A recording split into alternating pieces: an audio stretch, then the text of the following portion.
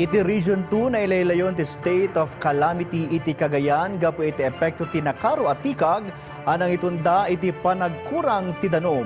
Dayta kada dumapay at damag isang bay ni Brigitte Marcasi-Pangosfian. Naaprobaran ti panakailaylayon ti State of Calamity nga estado ti pakabukla na Cagayan gapu iti nakaro nga epekto ti tikag iti probinsya. Nailawlawag gadakkel ti pukaw ti probinsya ita gapu iti epekto ti nakaro apudot ken kinakurang ti tudo ang mga apektar iti sektor ti agrikultura. Fisher folks ken dumapay a pagbiagan dagiti Cagayano. Inmunaan na ideklara ti State of Calamity iti April gapu paylaeng iti El Nino.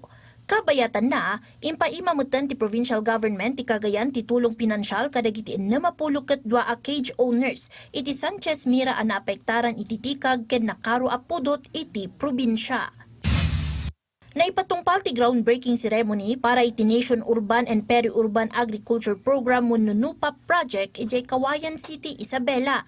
Napundoan iti 2.6 million pesos ti proyekto ang maaramat para iti panakaipatakder ti multi-span greenhouse nga daan iti drip irrigation system, mushroom house ken maysa a poultry house.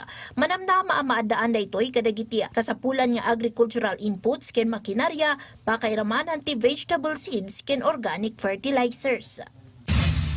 Nang ipatungpal ti Teste Region 2 iti panagsanay para iti cardiopulmonary resuscitation iti Isabela a pinasitan ti 25 a caregiving training ti ahensya. Naisuro iti panagsanay dagiti umno ken alisto a panagresponde iti emerhensya ken CPR techniques.